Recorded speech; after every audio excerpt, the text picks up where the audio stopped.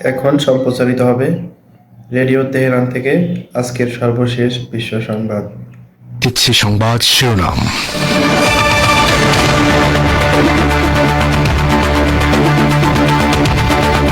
ইহুদিবাদী ইসরায়েল পশ্চিম এশিয়ায় চলমান যুদ্ধের প্রতিটি ফ্রন্টে প্রতিরোধ যোদ্ধাদের হাতে পরাজিত হয়েছে বলে হিজবুল্লাহর মহাসচিবের মন্তব্য। সিরিয়ার উত্তর পশ্চিমাঞ্চলে আবার মাথাচাড়া দিয়ে উঠেছে উগ্র তাকফিরি সন্ত্রাসীরা। দামেস্ক সরকারের পাশে থাকার ঘোষণা ইরানের পার্লামেন্ট স্পিকারের।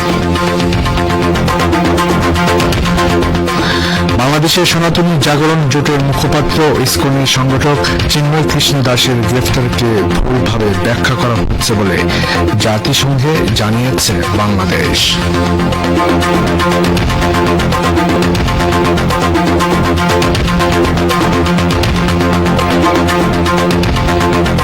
এবং অনির্দিষ্টকালের জন্য বাংলাদেশের রোগীদের চিকিৎসা সেবা বন্ধ করার ঘোষণা দিয়েছে কলকাতার জে.এন. রায় হাসপাতাল। মেয়র ফিরহাদ হাকিমের আপত্তি।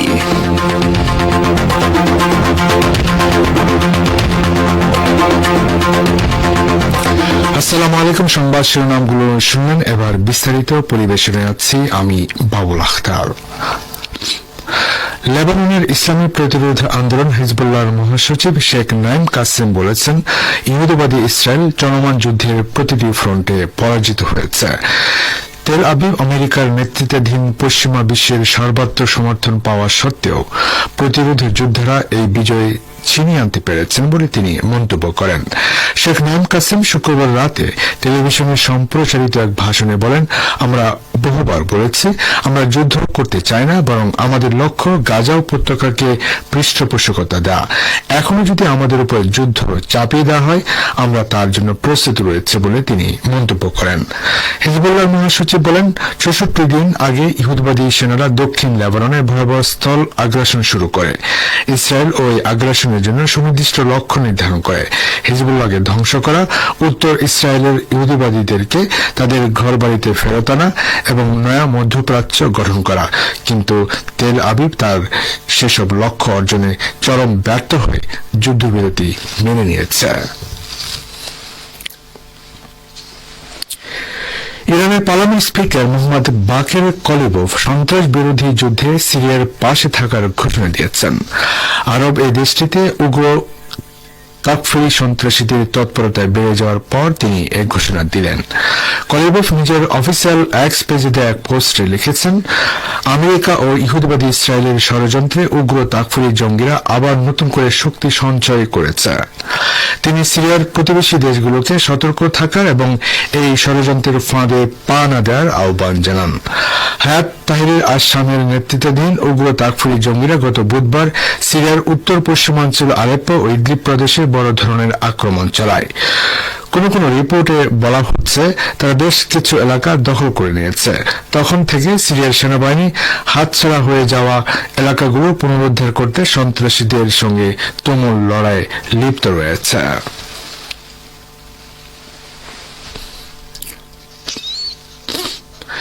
ইসলামী প্রজাতন্ত্র ইরানের পররাষ্ট্রমন্ত্রী আব্বাস আরাকচি বলেছেন, লেবানন ও ফিলিস্তিনি ভূখণ্ডে প্রতিরোধ যোদ্ধাদের বিরুদ্ধে ব্যর্থ হওয়ার পর ইহুদিবাদী ইসরায়েল এবং আমেরিকা সিরিয়ায় উগ্র সন্ত্রাসীদের পুনরুত্থানের চক্রান্ত করছে। শুক্রবার সিরিয়ার পররাষ্ট্রমন্ত্রী বাসাম আল সাব্বাগের সাথে টেলিফোন আলাপে কথা বলেন ইরানের পররাষ্ট্রমন্ত্রী। তিনি সরাসরি বলেন, সিরিয়ার এই অনাকাঙ্ক্ষিত ঘটনা মার্কিন ইহুদিবাদী পরিকল্পনায় ঘটানো হয়েছে। এর আগে বৃহস্পতিবার লেবাননের পররাষ্ট্রমন্ত্রী আব্দুল্লাহ বু হাবিবের সাথে ফোন আলাপেও একথা বলেছেন আব্বাস আরাকচি। তিনি জোর দিয়ে বলেন, সিরিয়ার সামরিক বাহিনীর দৃঢ়তায় সন্ত্রাসবাদ মোকাবেলা করা হয়েছে। টেলিফোন আলাপে বাসাম সাব্বাক উত্তরাঞ্চলে আলেপ্পো ও ইদলিব প্রদেশে সন্ত্রাসীদের সাম্প্রতিক হামলার পর ইরানি পররাষ্ট্রমন্ত্রীকে সেখানকার বর্তমান পরিস্থিতি জানান। তিনি বলেন, সিরিয়ার জনগণ ও সরকার সন্ত্রাসীদের আগ্রাসনের বিরুদ্ধে তাদের সর্বশক্তি দিয়ে রুখে দাঁড়িয়েছে এবং সন্ত্রাসীদের চক্রান্ত বাস্তবায়নে সব ধরনের প্রতিরোধ অব্যাহত থাকবে।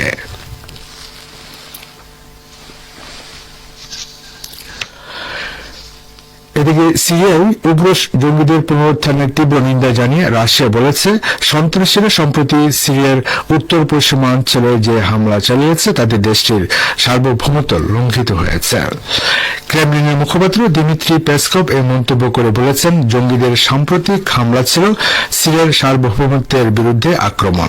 দামেস্ক দ্রুততম সময়ের মধ্যে পরিস্থিতি নিজের নিয়ন্ত্রণে নিয়ে আসতে পারবে বলে আশা প্রকাশ করেন পেসকভ। তিনি বলেন, আমরা চাই সিরিয়া কর্তৃপক্ষ অবিলম্বে আইন শৃঙ্খলা পরিস্থিতির নিয়ন্ত্রণ গ্রহণ করুক। শুক্রবার সিরিয়ার সেনাবাহিনী ইদলিবে জঙ্গিদের অগ্রাভিযান রুখে দিয়েছে বলে খবর দিয়েছে আল মায়াদিন টেলিভিশন। এটি জানিয়েছে পার্শ্ববর্তী আলেপ্পো প্রদেশে দুপক্ষের মধ্যে ভয়াবহ সংঘর্ষ চলছে। আলেপ্পোর উত্তরাঞ্চল আদনান শহর থেকে জঙ্গিদের 4টি বড় ধরনের অভিযান রুখে দেওয়া হয়েছে বলেও আল মায়াদিন জানিয়েছে। শ্রোতা বন্ধুরা, আপনারা বিশ্ব সংবাদ শুনছেন রেডিও তেহরান থেকে, আর প্রচারিত হচ্ছে বাংলাদেশ ও ভারতে একযোগে। সম্মিলিত সনাতনী জাগরণ জোটের মুখপাত্র ও ইসকনের সংগঠক চিন্ময় কৃষ্ণ দাসের গ্রেফতারকে ভুলভাবে ব্যাখ্যা করা হচ্ছে বলে জাতিসংঘে জানিয়েছে বাংলাদেশ। জাতিসংঘ ও জেনেভায় অন্যান্য আন্তর্জাতিক সংস্থায় বাংলাদেশের স্থায়ী প্রতিনিধি রাষ্ট্রদূত তারেক মোহাম্মদ আরিফুল ইসলাম এক বিবৃতিতে কথা জানান। বাংলাদেশ সংবাদ সংস্থা জানিয়েছে, স্থানীয় সময় বৃহস্পতিবার জেনেভায় জাতিসংঘের সংখ্যালঘু ফোরামের 17তম অধিবেশনে বাংলাদেশের রাষ্ট্রদূত এই বিবৃতি প্রদান করেন। বিবৃতিতে ইসলাম বলেন, আমরা অত্যন্ত হতাশার সঙ্গে লক্ষ্য করছি যে শ্রী চিন্ময় দাসের গ্রেফতারকে কিছু বক্তা ভুলভাবে ব্যাখ্যা করেছেন। তাকে আসলে নির্দিষ্ট অভিযোগে গ্রেফতার করা হয়েছে, বিষয়টি আদালত মাধ্যমে মীমাংসা করা হচ্ছে বলেও তিনি উল্লেখ করেন। তিনি বলেন, দুর্ভাগ্যবশত বাংলাদেশের জনগণ যখন ধর্মীয় সম্প্রীতির গৌরবময় দৃষ্টান্ত স্থাপন করছে, তখন আমরা অতিরঞ্জিত, ভিত্তিহীন ও বানোয়াট প্রতিবেদন এবং সংখ্যালঘু নিপীড়নের বিষয়ে স্বার্থান্বেষী মহলের ইচ্ছাকৃত ভুল তথ্য বিভ্রান্তির সরাসরি লক্ষ্য করছে। বাংলাদেশের অন্তর্বর্তী সরকারের পররাষ্ট্র উপদেষ্টা মোহাম্মদ তৌহিদ হোসেন বলেছেন, গত 5 আগস্ট পর্যন্ত ভারতের সঙ্গে একরকম সম্পর্ক ছিল, এখন সেটা অন্যরকম। এটাই হলো বাস্তবতা। এই বাস্তবতার নিরিখে আমাদের ভারতের সঙ্গে সম্পর্ক বিনির্মাণ করতে হবে এবং সেটা কন্টিনিউ করে যেতে হবে। আজ দুপুরে ঢাকায় এক সেমিনারে তিনি কথা বলেন। তৌহিদ হোসেন বলেন, আমরা দুই দেশের মধ্যে ভালো সম্পর্ক প্রতিষ্ঠা করতে চাই, তবে আমাদের পানি সমস্যা আছে, সীমান্ত হত্যা আছে। পৃথিবীর অনেক দেশ আছে, সীমান্ত আছে, তবে এমন সীমান্ত হত্যা হয় না। সীমান্তে অপরাধ হতেই পারে, তাই বলে কোন সীমান্তে গুলি করে মারার যুক্তি থাকে না। তিনি আরো বলেন, ভারতীয় মিডিয়া যে ভূমিকা নিয়েছে সেটা দুই দেশের মধ্যে সম্পর্কে কোনো সহায়ক নয়। আমাদের সম্পর্কে ভারতীয় মিডিয়া মিথ্যাচার করছে, সেটা আমাদের মিডিয়াকে তুলে ধরতে হবে। এদিকে ভারতের পশ্চিমবঙ্গের রাজধানী কলকাতার জে.এম. রায় হাসপাতাল অনির্দিষ্টকালের জন্য বাংলাদেশের রোগীদের চিকিৎসা পরিষেবা বন্ধ করার ঘোষণা দিয়েছে। বাংলাদেশে হিন্দু বিরোধী সহিংসতা এবং ভারতীয় পতাকার অবমাননার অভিযোগের প্রতিক্রিয়ায় এই সিদ্ধান্ত নেওয়া হয়েছে। কলকাতার মানিকতলা এলাকায় অবস্থিত হাসপাতালটি ভারতের প্রতি অসম্মানের প্রতিক্রিয়া হিসেবে একটি বিবৃতি দিয়েছে। হাসপাতালের কর্মকর্তা শুভ্রাংশু ভক্ত বলেছেন, আজ থেকে আমরা কোনো বাংলাদেশি রোগীকে ভর্তি করব না। এটি বাংলাদেশে সংখ্যালঘুদের উপর অত্যাচার এবং আমাদের তিরঙ্গার প্রতি অসম্মানের প্রতিবাদ। ভক্ত কলকাতার অন্যান্য হাসপাতালগুলোতে এই পদক্ষেপ অনুসরণ করার আহ্বান জানিয়েছেন। এই সিদ্ধান্তের প্রতিক্রিয়ায় কলকাতার মেয়র ফিরহাদ হাকিম বলেন, কোন হাসপাতাল ব্যক্তিগতভাবে বাংলাদেশের নাগরিকদের পরিষেবা দেওয়া বন্ধ করতে পারে। বাংলাদেশের ঘটনায় আমাদের প্রবল আপত্তি আছে, কিন্তু তারপরও চিকিৎসক বা চিকিৎসা কেন্দ্রের ধর্ম রোগীকে সুস্থ করা। শ্রোতা বন্ধুরা, যাচ্ছে একটি সংক্ষিপ্ত বিরতিতে।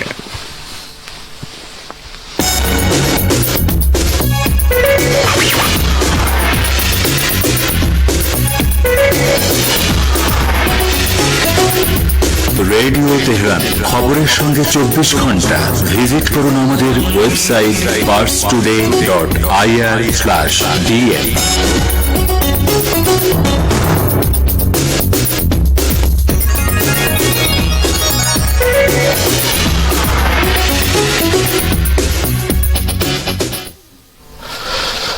আবার ফিরছি বিশ্ব সংবাদে। অবরুদ্ধ গাজা উপত্যকার উত্তরাঞ্চলে বেইত লাহিয়ায় ইহুদিবাদী ইসরায়েলের বর্বর আগ্রাসন ও গণহত্যার প্রেক্ষাপটে আরব লীগকে জরুরি বৈঠকে বসার আহ্বান জানিয়েছে ফিলিস্তিনি কর্তৃপক্ষ। শুক্রবার ফিলিস্তিনি স্বশাসন কর্তৃপক্ষের প্রেসিডেন্টের কার্যালয় থেকে প্রকাশিত এক বিবৃতিতে এই আহ্বান জানানো হয়। এর আগে 24 ঘন্টায় দখলদার সামরিক বাহিনীর আগ্রাসনে প্রায় 100 ফিলিস্তিনি শহীদ হয়েছেন। ফিলিস্তিনের রাষ্ট্রীয় বার্তা সংস্থা ওয়াফা এক বিবৃতিতে প্রকাশ করে কথা জানিয়েছে। এতে হুঁশিয়ারি উচ্চারণ করে বলা হয়েছে, উত্তর গাজায় ফিলিস্তিনি জনগণের উপর ক্ষুধার যুদ্ধ চাপিয়ে দেওয়া হয়েছে। বিবৃতিতে ইহুদিবাদী ইসরায়েলের গণহত্যামূলক আগ্রাসন, ফিলিস্তিনিদের ঘর বাড়ি ছাড়া করা এবং তাদের উপর ভয়াবহ অনাহারে চাপিয়ে দেওয়ার বিষয়ে আলোচনা করার জন্য আরব লীগের পররাষ্ট্রমন্ত্রী পর্যায়ের জরুরি বৈঠক ডাকার আহ্বান জানানো হয়েছে। ইহুদিবাদী ইসরায়েলের যুদ্ধবাজ প্রধানমন্ত্রী বেনিয়ামিন নেতানিয়াহু ও সাবেক যুদ্ধমন্ত্রী ইয়োব গ্যালান্টের বিরুদ্ধে আন্তর্জাতিক অপরাধ আদালত বা আইসিসির জারি করা গ্রেফতারি পরোয়ানা স্থগিত করার আবেদন প্রত্যাখ্যান করেছেন আদালতের চিফ প্রসিকিউটর করিম খান। শুক্রবার আদালতের ওয়েবসাইটে পোস্ট করা এক বিবৃতিতে তিনি বলেন, নেতানিয়াহু ও ইয়োব গ্যালান্টের বিরুদ্ধে জারি করা গ্রেফতারি পরোয়ানা স্থগিত করার জন্য ইসরায়েলের পক্ষ থেকে যে আবেদন জানানো হয়েছে তাকে অবশ্যই প্রত্যাখ্যান করতে হবে। হেগ ভিত্তিক আদালতের আপিল চেম্বারের প্রতি তিনি আহ্বান জানান। করিম খান বলেন, আইসিসির আইনের আওতায় এই আবেদন আইনগত শর্ত পূরণ করে না। তিনি উল্লেখ করেছেন, ইসরায়েল যে সিদ্ধান্তকে চ্যালেঞ্জ করছে তাতে এই পদ্ধতিগত তদন্তের বিষয়ে অভিযোগ ছাড়া আপিলের জন্য কোনো গ্রহণযোগ্যতা নেই। করিম খান বলেন, রোম সংবিধির 58 অনুচ্ছেদের আওতায় সিদ্ধান্ত ঘোষণার আগে ইসরায়েল আদালতের এখতিয়ার নিয়ে চ্যালেঞ্জ করতে পারে না।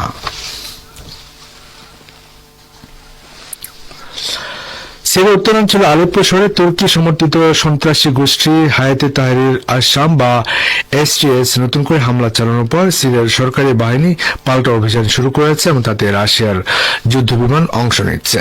শুক্রবার মস্কো জানিয়েছে, সিরিয়ান আরব আর্মিকে সমর্থন দেওয়ার জন্য রাশিয়ার আকাশ প্রতিরক্ষা বাহিনী অবৈধ সশস্ত্র গোষ্ঠীগুলোর অস্ত্র, গোলাবারুদ এবং লোকবলের উপর ক্ষেপণাস্ত্র বোমা হামলা চালাচ্ছে। সিরিয়ার রাশিয়ান রিকনসিলিয়েশন সেন্টারের উপপ্রধান কর্নেল ওলেগ ইগনাসিস সাংবাদিকদের জানান, 24 ঘন্টায় অন্তত 200 উগ্রবাদী সন্ত্রাসী নিহত হয়েছে। এর আগের দিন রাশিয়া ও সিরিয়ার সম্মিলিত বাহিনীর হামলায় 400 সন্ত্রাসী নিহত হয়েছে বলে তিনি জানান। বৃহস্পতিবার এসটিএস কাতার ভিত্তিক টেলিভিশন চ্যানেল আল জাজিরা এবং তুরস্কের রাষ্ট্রীয় বার্তা সংস্থা আনাদোলুকে জানিয়েছিল যে তাদের যোদ্ধারা আলেপ্পোর বিভিন্ন এলাকা ঢুকে পড়েছে। তারা দাবি করেছিল, আলেপ্পো ইদলিব প্রদেশের 400 বর্গ কিলোমিটার এলাকা তারা নিয়ন্ত্রণে নিয়েছে। শ্রোতা বন্ধুরা, আর এর সঙ্গে শেষ করছি রেডিও তেহরান থেকে বিশ্ব সংবাদ। সঙ্গে থাকার জন্য অনেক অনেক ধন্যবাদ। দৃষ্টিপাতে শহীদদের নিয়ে বই ও সিনেমা কেমন হওয়া উচিত এ বিষয়ে পরামর্শ দিয়েছেন ইরানের সর্বোচ্চ নেতা আয়াতুল্লাহিল ওজমা খামেনি। এ সম্পর্কে এখন রয়েছে একটি পর্যালোচনা, শুনুন সোহেল আহমেদের পরিবেশনায়। ইসলামী প্রজাতন্ত্র ইরানের সর্বোচ্চ নেতা আয়াতুল্লাহিল ওজমা খামেনি শহীদদের সম্পর্কে ভালো মানের বই ও সিনেমা নির্মাণ করতে বলেছেন। এমন বই ও সিনেমা যা সবাইকে আকৃষ্ট করতে পারে। ইরানের ইস্পাহান প্রদেশের 24,000 শহীদ শীর্ষক কংগ্রেস আয়োজনের সঙ্গে জড়িত কর্মকর্তারা গত 15 নভেম্বর সর্বোচ্চ নেতার সঙ্গে সাক্ষাৎ করতে গেলে তিনি এ বিষয়ে পরামর্শ দেন। ওই সাক্ষাতের সময় সর্বোচ্চ নেতার দেয়া বক্তব্য গত বৃহস্পতিবার প্রকাশিত হয়েছে। ইরানের সর্বোচ্চ নেতা বলেছেন, আমি যে পরামর্শ দিয়ে থাকি তা হল, প্রথমত আপনারা শহীদদের স্মরণে যে আয়োজন করেন তা এমন ভাবে করুন যাতে তা প্রভাব ফেলে। একটি বই বের করা যথেষ্ট নয়, নামমাত্র একটি চলচ্চিত্র বানানো যথেষ্ট নয়। হয়তো কষ্ট করে একটা সিনেমা বানানো হলো, কিন্তু এর দর্শক থাকলো না, কেউ দেখলো না। যদি সিনেমা ভালো পরিচালকের মাধ্যমে তৈরি করা না হয়, ভালোভাবে প্রযোজনা করা না হয়, যদি ভালো থিম না থাকে, সুন্দর চমৎকার না হয়, তাহলে আপনার কঠোর পরিশ্রম ও অর্থ বৃথা যাবে। কেউ এই সিনেমা দেখবে না। সেরা পরিচালক, সেরা চিত্রনাট্যকার এবং সেরা প্রযোজকের কাছে যান, তাদের সহযোগিতায় সিনেমা তৈরি করুন। তিনি আরো বলেন, 10টি চলচ্চিত্রের পরিবর্তে 2টি চলচ্চিত্র নির্মাণ করুন। যখন 2টি চলচ্চিত্র প্রদর্শিত হবে তখন সবাই বলবে আবার প্রদর্শিত হোক।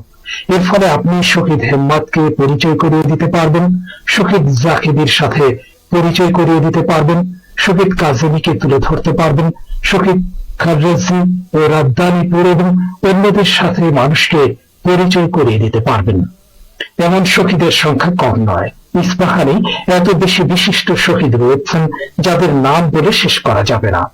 বিষয়টা হলো প্রভাব রাখতে পারে এমন কাজ করুন, এমন ভাবে একটি বই বের করুন যাতে এর একটি সংস্করণ শেষ হওয়ার পরে ক্রেতারা দ্বিতীয় সংস্করণ, তৃতীয় সংস্করণ এবং এর পরের সংস্করণের জন্য আবেদন জানাতে থাকে।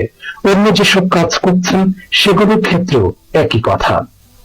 ইরানের সর্বোচ্চ নেতা আরো বলেন, যারা মুজাহিদ ও শহীদদের স্মৃতিকে সমুন্নত রাখতে ও পুনরুজ্জীবিত করতে কাজ করে, আমার দৃষ্টিতে তারাও মুজাহিদ, অর্থাৎ এই কাজটাও আল্লাহর সন্তুষ্টির জন্য জিহাদ। পবিত্র কোরআনের সূরা হজে বলা হয়েছে, জিহাদ করে আল্লাহর পথে যেভাবে জিহাদ করা উচিত। তিনি আরো বলেন, আসলে ইরানি যুবক তথা ইরানি জাতির প্রচেষ্টা ও আত্মত্যাগ আজ পর্যন্ত ইসলামী প্রজাতন্ত্রকে টিকিয়ে রেখেছে এবং ভবিষ্যতেও তাই হবে। তারা ত্যাগ স্বীকার না করলে ইসলামী প্রজাতন্ত্র টিকে থাকতে পারত না। ইসলামী প্রজাতন্ত্রের নামে যদি কিছু টিকে থাকতো, তারপরও সেটার মূলনীতি ও ভিত্তি রক্ষা করা সম্ভব হতো না। অন্যান্য স্থানের মতো এখানে বিপ্লব অর্থহীন হয়ে পড়ত। ইরানের সর্বোচ্চ নেতা আয়াতুল্লাহ ওজমা খামেনি বলেন, ইসলামী বিপ্লব সংগ্রামের সূচনা থেকে বিপ্লবের বিজয় পর্যন্ত, বিপ্লবের প্রথম দিকে নানা ইস্যুতে, পবিত্র প্রতিরক্ষা যুদ্ধে এবং এরপর থেকে আজ পর্যন্ত নানা ক্ষেত্রে তরুণরাই আত্মত্যাগের মাধ্যমে ইসলামী প্রজাতন্ত্রী ব্যবস্থাকে টিকিয়ে রেখেছে। ইনশাআল্লাহ ভবিষ্যতেও তাই হবে। শুধু তাই নয়, আমাদের বৈজ্ঞানিক ও ধর্মীয় অগ্রযাত্রাও তাদের মাধ্যমেই হচ্ছে। এতক্ষণ যারা আমাদের সংবাদটি শুনলেন, সবাইকে অসংখ্য ধন্যবাদ। আমাদের নিয়মিত ভিউয়ার যারা আছেন তাদের 82% ভিউয়ার্স এখনও আমাদের চ্যানেলটি সাবস্ক্রাইব করেননি। সো যারা যারা আমাদের চ্যানেলটি এখনও সাবস্ক্রাইব করেননি, দয়া করে সাবস্ক্রাইব করে দিন এবং নিয়মিত আমাদের পাশে থাকবেন আশা করি। ধন্যবাদ সবাইকে।